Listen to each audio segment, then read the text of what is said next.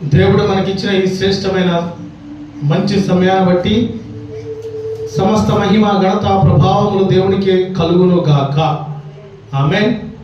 ప్రభునందు అత్యంత ప్రియులైన దేవుని బిడ్డలైన మీ అందరికీ నా నిండు హృదయపూర్వక వందనములు, ప్రత్యేక శుభములు తెలియపరుస్తున్నాను. సియోనులో నుండి నా ప్రభువు మిమ్మల్ని సమృద్ధిగా ఆశీర్వదించి దీవించును గాక. ఆమేన్. ఆదికాండము 6వ అధ్యాయము 14 వచ్చినటువంటి మాటలు మనం చూడగలిగితే, ఆదికాండము 6వ అధ్యాయము 14 వచ్చినటువంటి ప్రాముఖ్యమైన మాటలు మనం ఈ దినమున ధ్యానము చేద్దాం.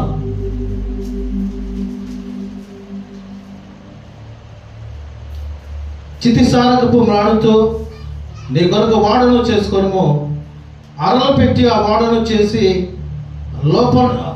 లోపటను వెలుపటను దానికి కీలు పూయవలెను. హల్లెలూయా. ప్రార్థన చేసుకుందాం. పరిశుద్ధుడా, మహోన్నతుడా, మా దేవ, మా తండ్రి, మీకే స్తోత్రాలు.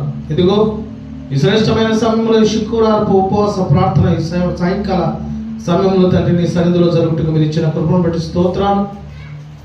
ప్రారంభపు ప్రార్థన నుంచి ఎంతవరకు పాడిన పాట ద్వారా మీరు మహిమ పొందినందుకు వందనాలు. ఈ శ్రేష్టమైన మాటలు బోధించబోచుండగా నా నోట మీ మాట ఉంచి నా నోటిని మీరు బోరుగా వాడుకొని ఈ శ్రేష్టమైన మాటలు మా అందరితో మీరు ధారాళముగా మాట్లాడమని నజరేయుడైన యేసుక్రీస్తు ప్రభు వారి శ్రేష్టమైన నామమున ప్రార్థించి వేడుకొనుచున్నాము మా తండ్రి. ఆమేన్. ఈరోజు వాక్యపు వర్తమానము రక్షణ వాడ. రక్షణ వాడ. నీ కొరకు వాడను చేసుకోమని ఇదే నా పరిశుద్ధాత్ముడు తెలియపరుస్తున్నాడు. వాడ అనగా యేసు ప్రభువుకి సాదృశ్యంగా ఉన్నది. వాడ అనగా యేసు క్రీస్తు వారికి సాదృశ్యముగా ఉన్నది. అయితే ఎందుకు వాడ చేసుకోవాలి? మనం రాబోతున్నటువంటి ఉగ్రత నుంచి తప్పించబడటానికి, రాబోతున్నటువంటి శ్రమల నుంచి తప్పించబడటానికి, రాబోతున్నటువంటి ప్రమాదముల నుంచి మనం తప్పించబడాలంటే దేవుని యొక్క రక్షణ వాడలో మనం జీవించే వారంగా ఉండాలి. దేవుని యొక్క రక్షణ వాడలో నిలిచి ఉండే వారంగా మనం ఉండాలి. అనగా రక్షణ వాడ నీ కొరకు సిద్ధము చేసుకోవాలి. మన కొరకు ఏం సిద్ధం చేసుకుంటాం? సర్వసాధారణంగా రేపు ఏం చేయాలా అన్నది భోజన పదార్థాలు సిద్ధపరచుకుంటాం, వస్త్రాలు సిద్ధపరచుకుంటాం, కుటుంబానికి కావాల్సినటువంటి అవసరాలు సిద్ధపరచుకుంటాం. కానీ ఆత్మీయమైనటువంటి జీవితంలో మనం బలపరచాలన్నా, ఆత్మీయమైనటువంటి జీవితంలో దేవుని యొక్క విశేషమైనటువంటి కృపకు పాత్రులుగా మనం ఉండాలన్నా నీ మట్టుకు నీవు దేవుని కొరకు ఒక వాడను సిద్ధపరచుకునే అనుభవం నీవు కలిగి ఉండాలి. అందుకని ఈ దినాన రక్షణ వాడగా నీవు ఉండాలని పరిశుద్ధాత్ముడు తెలియపరుస్తున్నాడు. ఎందుకు ఈ వాడ అంటే, ఎందుకు ఈ యొక్క వాడ అంటే, ఎందుకు ఈ పడవ అంటే, ఈ లోకంలో జీవిస్తున్నటువంటి నీ పయనంలో సముద్రంలో మనం వెళుతున్నప్పుడు అలలు ఎదురవుతూ ఉంటాయి, పెను ప్రమాదాలు ఎదురవుతూ ఉంటాయి, కొన్ని సందర్భాల్లో తుఫానులు ఎదురవుతూ ఉంటాయి, కొన్ని సందర్భాల్లో ఇబ్బందులు ఎదురవుతూ ఉంటాయి. కానీ దేవుని యొక్క చిత్తమైనటువంటి జీవితం మనం కలిగి ఉన్నప్పుడు ఎన్ని సమస్యలు వచ్చినప్పటికీ, ఎన్ని ఇబ్బందులు వచ్చినప్పటికీ చూచుచూ ఉన్న దేవుడు, కాచి కాపాడుచున్న దేవుడు, బలపరుస్తున్న దేవుడే మన పక్షాన గొప్ప కార్యాలు జరిగిస్తాడు. హల్లెలూయా. దేవుడైన యెహోవా నినెవే పట్టణానికి రాబోతున్నటువంటి దుర్గతిని బట్టి యోనా ప్రవక్తని తర్షీష్కి వెళ్ళమంటే యోనా ప్రవక్త నినెవేకి వెళ్ళమంటే తను తర్షీష్కి వెళ్తున్నటువంటి సందర్భంలో భయంకరమైనటువంటి తుఫాన్ ఎదురైంది. ఆ వాడలో ఉన్న వారు చీట్లు వేసుకున్నారు. ఎవరి పేరు మీద వచ్చిందా ఈ యొక్క ప్రమాదం అని చీట్లు వేసుకున్నప్పుడు వాడ అడుగున నిద్రపోతున్నటువంటి యోనా పేరు వచ్చింది. యోనా పేరు వచ్చినప్పుడు నిద్రపోతున్న వారిని లేపి, నీ నిమిత్తం ఈ ఉగ్రత వస్తుందేమో, నువ్వు లేచి మెరుగుగలిగి ప్రార్థన చేసుకున్నప్పుడు అప్పుడు యోనా గారు తెలియపోతున్నారు ఆ వాడ వ్యక్తులతో, నా కొరకే ఈ యొక్క ప్రమాదం వచ్చింది, నన్ను ఇందులో పడవేయండి, లేకపోతే మీరు కూడా నశించిపోతారని తెలియపరిచాడండి. ఆ తర్వాత మనందరికీ తెలుసు, యోనా గారు చేపగడుపులో 3 దినాలు ఉన్నప్పుడు అప్పుడు ప్రభుని ప్రార్థించడం మొదలుపెట్టాడంట.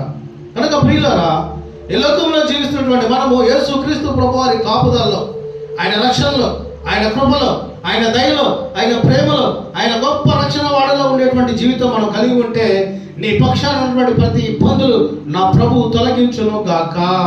హల్లెలూయా.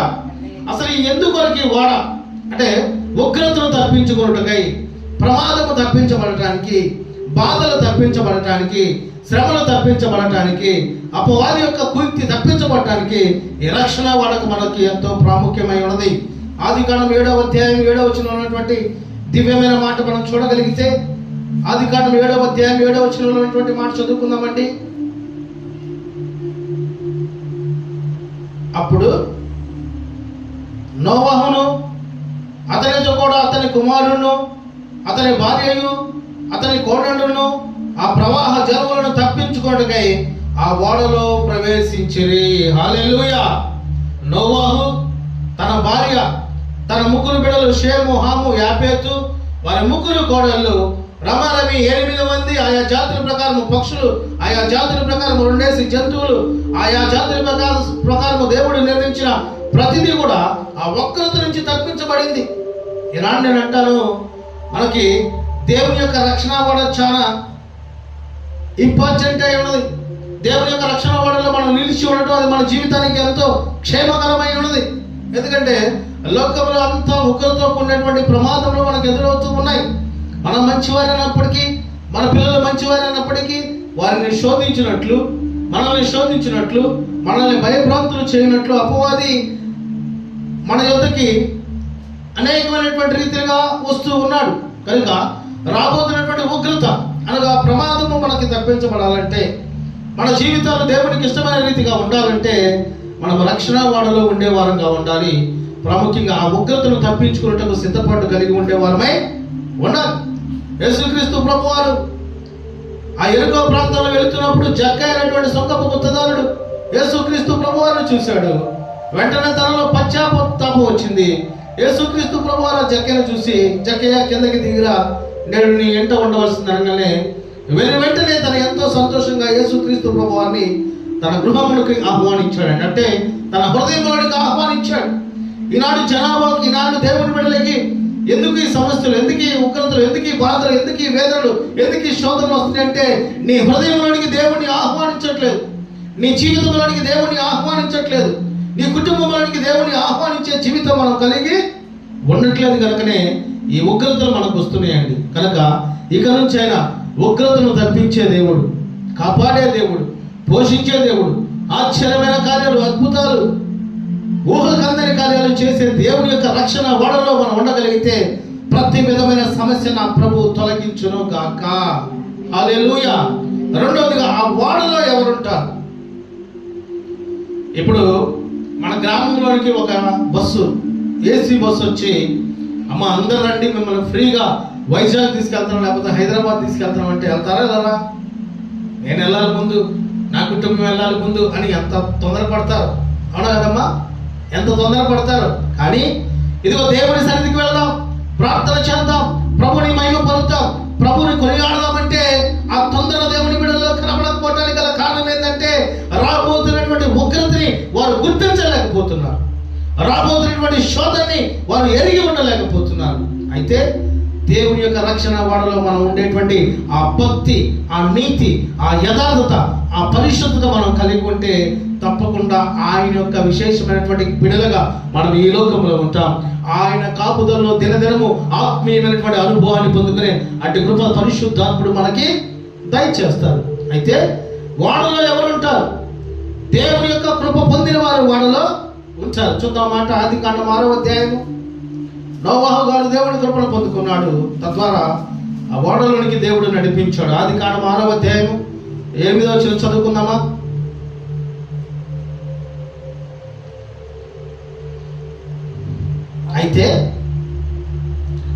అయితే నోవహు యెహోవా దృష్టియందు కృప పొందిన వాడాయను. హల్లెలూయా. నోవహు దేవుని దృష్టి యందు కృప పొందుకున్న వాడయ్యాను కనుకనే నోవహును బట్టి ఆ ఓడలోనికి తాను, తన కుటుంబము, తన భార్య, తన బిడ్డలు, తన కోడలను రక్షించే అనుభవం దేవుని ద్వారా తను పొందుకున్నాడండి. ఈనాడు దేవుని కృప మన మీద నిలిచి ఉంటుందా? దేవుని కృపలో ఎదుగుతున్నామా? దేవుని కృపలో బలపడుతున్నామా? దేవుని యొక్క కృపాక్షేమంలో మన మీద నిలిచి ఉంటున్నా లేదా పరీక్షించుకోవాలి. ఇదిగో ఈ లోకంలో జీవిస్తున్న మనము నిత్యము ఆయన కృపతో బలపరచబడాలి, ఆయన కృపతో కాపుదల పొందుకోవాలి, ఆయన విశేషమైనటువంటి కృపకి పాత్రులుగా ఉండేటువంటి ఆ జీవితం మనం కలిగి ఉండాలని పరిశుద్ధాత్ముడు ఈ శుక్రవారపు ప్రార్థన బట్టి సూటిగా నీతో మాట్లాడుతున్నాడు అని గమనించి ఇక నుంచి అయినా దేవుడి యొక్క కృపను పొందుకునే ఆ జీవితం మనం కలిగి ఉందామా? దేవుడు మనుషులు సృజించినందుకు ఆకాశం నుంచి దేవుని యొక్క బిడ్డలను చూస్తున్నప్పుడు వారంతా లోకంలో పాపంలో కొట్టిమిట్టాడుతూ సర్వ సృష్టికర్త అయిన దేవుడిని మహిమపరచకుండా, ఆరాధించకుండా, కొనియాడకుండా, ఎవరికి ఇష్టపడినట్లు వారు లోక సంబంధమైన పాపంలో పడిపోయినప్పుడు ఆయన హృదయం నొచ్చుకుందంటండి. ఎందుకు నేను మనుషులు సృజించానని హృదయం నొచ్చుకున్న సందర్భంలో ఒక వ్యక్తి పరిశుద్ధుడిగా కనపడుతున్నాడు, ఒక వ్యక్తి యథార్థముగా కనపడుతున్నాడు, ఒక వ్యక్తి దేవుడికి ఇష్టమైన రీతిగా కనపడుతున్నాడు. ఆ వ్యక్తి ఎవరంటే నోవాహు గారిని దేవుని కృప పొందుకున్న వాడిగా దేవుడు చూశాడండి. కనుక లోకంలో జీవిస్తున్నటువంటి ప్రతి మానవుడు మనుషులను బట్టి కాకుండా, లోకాన్ని బట్టి కాకుండా దేవుని కృపను నేను పొందుకోవాలి, దేవుని కృపలో నేను నిలిచి ఉండాలి. ఆ కృప నా జీవితాన్ని కాపాడుతుంది, దేవుని యొక్క కృప నా కుటుంబాన్ని కట్టుతుంది, దేవుని యొక్క కృప నన్ను కాపాడుతుంది అనే ఆ గొప్ప ఆలోచన, ఆ గొప్ప నడిపింపు నీవు కలిగి ఉండగలిగితే, ఇదిగో దేవుని యొక్క రక్షణ వాడలో నీవు ఉండే అట్టి గొప్ప కృప నా దేవుడు నీకు దయచేయునుగాక. హల్లెలూయా. రెండవదిగా మనం చూస్తే వాడలో ఎవరుంటారు అన్నది, నీతిమంతులైన వారు వాడలో ఉంటారండి. దేవుని కృపలో నీతిమంతులు మాత్రమే ఉంటారు. నేను చెప్తాను, రెండవ రాకడ వస్తే ఎవరు ప్రభు యొక్క పరలోక రాజ్యం చేర్చబడతారంటే, ప్రభువా ప్రభు అని పిలిచి ప్రతి వాడు ఆయన మీరు ఎవరో నేను ఎరుగునని అనవచ్చు. కానీ ఎవరైతే ఈ లోకంలో యథార్థంగా, నీతిగా, పరిశుద్ధంగా ప్రభువుకి ఇష్టమైన జీవితం, ఆ భక్తి, ఆ నీతి ఎవరైతే కలిగి ఉంటారో అట్టి వారు పరలోక రాజ్యంలో చేర్చబడే ఆ కృప పరిశుద్ధాత్ముడు దయచేస్తాడండి. చూద్దాం రెండో మాట, నీతిమంతులు అయిన వారు. ఆదికాండం 7వ అధ్యాయం. వాడలో ఎవరుంటారు? రెండవదిగా నీతిమంతులైన వారు వాడలో ఉంటారు. ఆదికాండం 7వ అధ్యాయం 1వ వచనం చదువుకుందామండి. యెహోవా, ఈ తరం వారిలో నీవే నా ఎదుట నీతిమంతుడవై ఉండుట చూచితిని కనుక నీవును నీ ఇంటి వారును వాడలో ప్రవేశించుడి. ఇదిగో నోవాహు నీతిని బట్టి తన కుటుంబాన్ని దేవుడు రక్షించాడండి. ఈనాడు నీ నీతిని బట్టి నీ కుటుంబాన్ని దేవుడు రక్షిస్తాడు. ఈనాడు నీకున్నటువంటి ఆ నీతిని బట్టి, ఆ భక్తిని బట్టి, ఆ యథార్థతను బట్టి, ఆ దేవుడికి ఇష్టమైనటువంటి భయము భక్తి కలిగిన స్థితిని బట్టి నేను దేవుడు రక్షిస్తాడని దినాన తెలియపరుస్తున్నాడండి. 2025లో పరిశుద్ధాత్ముడు మన పక్షాన గొప్ప కాపుదల, ప్రేమ, ఆలోచన, తలంపులు కలిగి ఉన్నాడు. ఇదిగో ఈ దినాన్ని కూడా తన యొక్క కృపలో మనల్ని బలపరచాలని దేవుడు ఆశ కలిగి ఉంటున్నాడు. ఇక నుంచి ఆయన నీతిమంతులుగానే ఉండగలిగితే, నీతిని కలిగి మనం జీవించగలిగితే, ఇదిగో కీర్తనకారుడు తెలియపరుస్తున్నటువంటి మాట, నీతిమంతులు సింహం వలె ధైర్యముగా ఉంటారు. దొంగను చూడండి, దొంగ ఎలా ఉంటాడు? ఎప్పుడు ఎవరు వచ్చి నువ్వు దొంగ అంటారేమో భయపడతా ఉంటాడు. కానీ ఏ దొంగతనం చేయకుండా నీతిగా, యథార్థముగా, పరిశుద్ధంగా భయభక్తులు కలిగి ఉన్నవారు దేనికి భయపడరు. దేవుడు నాకు ఇచ్చిన గొప్ప భాగ్యం ఏంటంటే, నేను దేవుని యందే భయము భక్తి కలిగి ఉంటాను. తద్వారా ప్రతి భయమును నా నుంచి దేవుడు దూరపరుస్తాడు. నేను దేవుని పని చేయడానికి ఆశ, ఆలోచన, తలంపులు కలిగి ఉంటాను. తద్వారా దేవుని యొక్క విశేషమైన కృపదల, దేవుని యొక్క విశేషమైన ఆలోచన, తలంపులు నా పక్షాన కలిగి ఉంటున్నాయి. హల్లెలూయా. కనుక రక్షణ వాడలో మనం ఉండడానికి ప్రయాణం చేయాలండి. ఈ దినాలు మనం చూస్తూ ఉంటే భయంకరమైన దినాల్లో మనం ఉంటున్నాం. కనుక మనం నీతిమంతులుగా ఉండాలి. నిజమే, ఆనాడు నోవాహు కలిగిన నీతిని బట్టి ఈ లోకంలో జీవిస్తున్న ప్రతి మానవుడు ఆయన ద్వారా, వారి సంతానం ద్వారా వ్యాప్తి చెందారని నేను బలముగా చెప్పగలటానికి సిద్ధముగా ఉన్నాను. కనుక వాడలో ఎవరు ఉంటారంటే నీతిమంతులైన వారు వాడలో ఉంటారు. లోకంలో నీతిమంతులు ఎవరూ లేరు. కానీ యేసుక్రీస్తు ప్రభు వారి మీద మనం ఉంచిన విశ్వాసాన్ని బట్టి ఆయనే మనల్ని నీతిమంతులుగా మార్చారు. ఆ నీతి మన జీవితాంతము ఉండేటువంటి స్థితి కలిగి ఉండాలి. మూడవదిగా వాడలో ఎవరు ఉంటారంటే విశ్వాసం ఉంచేవారు వాడలో ఉంటారు. ఎవరి యందు ఉంచాలి విశ్వాసము? మనుషుని యందు కాదు, లోకమందు కాదు. నిన్ను సృష్టించిన, నిన్ను కాపాడుచున్న, నిన్ను పోషిస్తున్న, నిన్ను బలపరుస్తున్న, నిన్ను ఆయన రెక్కల చాటున భద్రపరుస్తున్నటువంటి దేవుని యందు నీవు విశ్వాసము కలిగి ఉంటే, విధేయత కలిగి ఉంటే, నమ్మకము కలిగి ఉంటే తప్పకుండా ఆయన యొక్క కృప మనం పొందుకుంటామండి. ఆదికాండం 7వ అధ్యాయం 13వ వచనం చూడగలిగితే, ఆదికాండం 7వ అధ్యాయం 13వ వచనం చూస్తే, ఆ దినమందే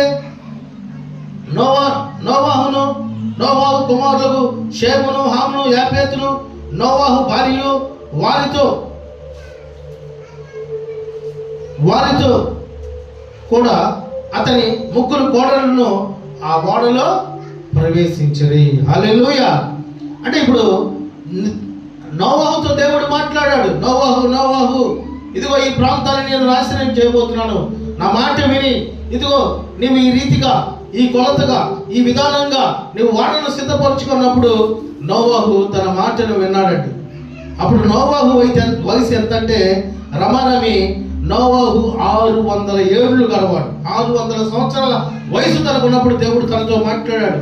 ఈ వాడ ఎన్ని సంవత్సరాలు కట్టాడంటే 120 సంవత్సరాలు వాడ కడుతూ 120 సంవత్సరాలు ఆయా ప్రాంతంలో ఉన్నటువంటి ప్రజలకి దేవుడి మాటలు తెలియపరుస్తున్నాడు. ఇదిగో ఉగ్రత రాబోతుంది, ఇదిగో ప్రమాదం రాబోతుంది, ఎక్కడైనా మీ జీవితాలు మార్చుకోండి, ఎక్కడైనా మీ బ్రతుకులు మార్చుకోండి. ఇదిగో ఈ వాడలో మీరు ఉన్నారంటే అక్కడ ఉన్నటువంటి ప్రజలందరూ తనని హేళన చేస్తున్నారు, దూషిస్తున్నారు, అవమానపరుస్తున్నారు, సిగ్గుగా మాట్లాడే పరిస్థితులు ఎదురవుతున్నాయి.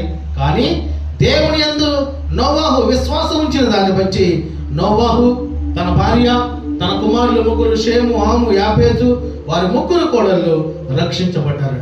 హల్లెలూయా. ఈనాడు నీ భక్తిని బట్టి నీ కుటుంబంలో రక్షించబడేటువంటి స్థితి కలిగి ఉంటున్నారా? ఈనాడు నువ్వు పొందుకున్న కృపను బట్టి, నీతిని బట్టి, యథార్థతను బట్టి, పరిశుద్ధతను బట్టి నీ కుటుంబం యొక్క జీవితాన్ని దేవుడు ఆశీర్వాదకరంగా మారుస్తున్నాడా లేదా అన్నది మనం జ్ఞాపకం చేసుకోవాలండి. పరిశుద్ధాత్ముడి దినాన సూటిగా మాట్లాడుతున్నటువంటి మాట, రక్షణ వాడని కొరకు సిద్ధం చేసుకోవాలి. మనం ఏమి సిద్ధం చేసుకుంటున్నాం ఈ లోకంలో? దేని కొరకు సిద్ధపాటు మనం కలిగి ఉంటున్నాం ప్రశ్నించుకొని ఇక నుంచి అయినా మనకు రక్షణ వాడైన యేసుక్రీస్తు ప్రభువారిని మనం సాదృశ్యంగా చూసుకొని ఆయన కృపలో, ఆయన దయలో ఉండేవారుగా మనం ఉండాలి. ఈ రక్షణ వాడు మనకి ఎందుకంటే రాబోతున్నటువంటి ఉగ్రతను తప్పించడానికి, రాబోతున్నటువంటి ప్రమాదాన్ని తప్పించడానికి, రాబోతున్నటువంటి సమస్యలను తప్పించడానికి దేవుని యొక్క గొప్ప రక్షణ భాగ్యంలో ఎదిగే వారుగా మనం ఉందాం. అయితే దేవుని యొక్క రక్షణ భాగ్యంలో ఎవరు ఉంటారు? ఆ వాడలో ఎవరు ఉంటారంటే మొదటిగా దేవుని కృప పొందుకున్న వారు ఉంటారు, రెండవదిగా నీతిమంతులు ఉంటారు, మూడవదిగా దేవుని యందు విశ్వాసం ఉంచేవారు ఉంటారు. అయితే వాడలో ఎవరు ఉంటారంటే చెడుతనము చేయవారు వాడలో ఉండరు. ఆదికాండం 6:5 ఉంటుంది, తర్వాత చదువుకోవచ్చు. తర్వాత ఆత్మ విషయమందు దిగులు లేని వారు వాడలో ఉండరు, దేవుని బిడ్డలుగా ఉండలేరు. మూడవదిగా పాపపు మార్గంలో ఉన్నవారు దేవుని యొక్క వాడలో ఉండలేరండి. మనం ఈ రీతి నుంచి దూరపరుస్తూ ఇదిగో నిత్యము దేవుని కృపలో ఎదుగుతూ, నిత్యము మనము దేవుని యొక్క నీతిని కలిగి జీవిస్తూ, నిత్యము ఆయన యందు విశ్వాసం ఉంచుతూ, ఆయన కృపలో, ఆయన దయలో, ఆయన ప్రేమలో ఎదిగి ఆ గొప్ప రక్షణ భాగ్యపు వాడలో ఉండేట్టు కృప పరిశుద్ధాత్ముడు మనకు దయచేయను గాక. ఆమేన్. దేవుడి మాటలన్నిటినీ మన వినికిడిలో ఆశీర్వదించి దీవించును గాక. ప్రార్థన చేసుకున్నాం ఒకసారి. ఇదిగో పరిశుద్ధాత్ముడు మనతో మాట్లాడిన మాట, ఇదిగో నీ కొరకు వాడను సిద్ధం చేసుకో. దేని కొరకు మనం ఆలోచన కలిగి ఉంటున్నాం ఈ లోకంలో? ఇదిగో దేవుని యొక్క గొప్ప రక్షణ భాగ్యంలో మనం నిలిచి ఉంటే, ఆయన విశేషమైనటువంటి కృపలో, కాపుదల్లో, ఇదిగో యేసుక్రీస్తు ప్రభువారి బిడల వలె ఈ లోకంలో జీవించే ఆ జీవితం మనం కలిగి ఉంటే రాబోతున్నటువంటి ఉగ్రత నుంచి దేవుడు తప్పిస్తాడండి. ఇదిగో ఎందుకొరకు ఆ యొక్క వాడ సిద్ధపరుస్తున్నాడు దేవుడు. దేవుడి కృపలో నువ్వు ఎదగాలని, నీ నీతి మంతుడిగా నీవు జీవించాలని, ఇదిగో దేవుని అందే విశ్వాసం కలగలి జీవించాలని దేవుడు ఆలోచన కలిగి ఉంటున్నాడు. కనుక దేవుని బిడ్డలారా, ఇదిగో ఇక్కడి నుంచైనా ప్రభువా నిరక్షణ వాడలను నేను జీవించే కృప దయచేయని ప్రభువును వేడుకుందాం. ఇదిగో దేవుని యొక్క విశేషమైన కృప, ఆయన నీతి, ఆయన యందు విశ్వాసము కలిగి ఉండి, ఇదిగో దినములు గడుస్తూ ఉండగా దేవుని యొక్క ఆలోచన తలంపులు కలిగి ఉండేటువంటి ఆ గొప్ప తరుణం మనం పొందుకుందాం. ప్రార్థన చేద్దాం. అందరం ఎవరు మౌనం ఉండొద్దు, ప్రార్థిద్దాం. పరలోకమందున్న మా తండ్రి, మీ ఘనమైన నామాన్ని బట్టి మీకు స్తుతులు, స్తోత్రాలు ప్రభా.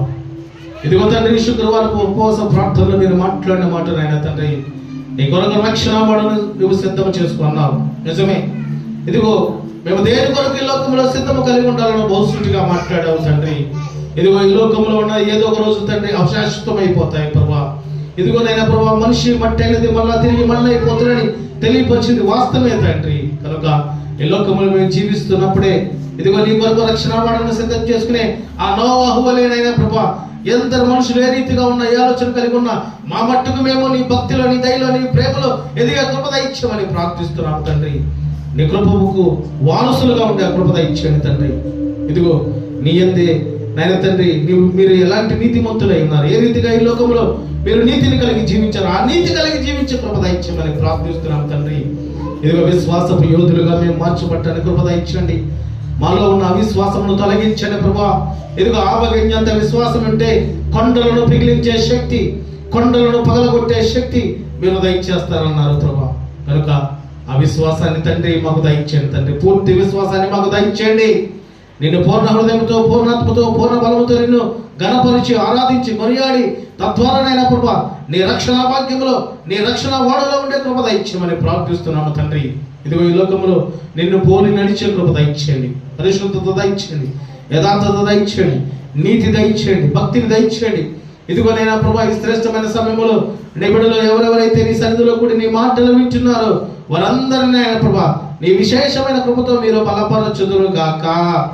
దూరాన సమీపాన నీ మాటలు వింటున్న చూస్తున్న బిడ్డలు మీరు దీవించండి, ఆశీర్వదించండి, కాపాడండి, బలపరచమని నీ విశేషమైన కృప ఆశీర్వాదాలు ఇచ్చమని ప్రార్థిస్తున్నాము తండ్రి. ఎవరెవరు ఏ సమస్యలతో బాధపడుతున్నారో వారికి ఊరటను దయచేయండి, స్వస్థపరచండి, బాగు చేయమని ప్రార్థిస్తున్నాము తండ్రి.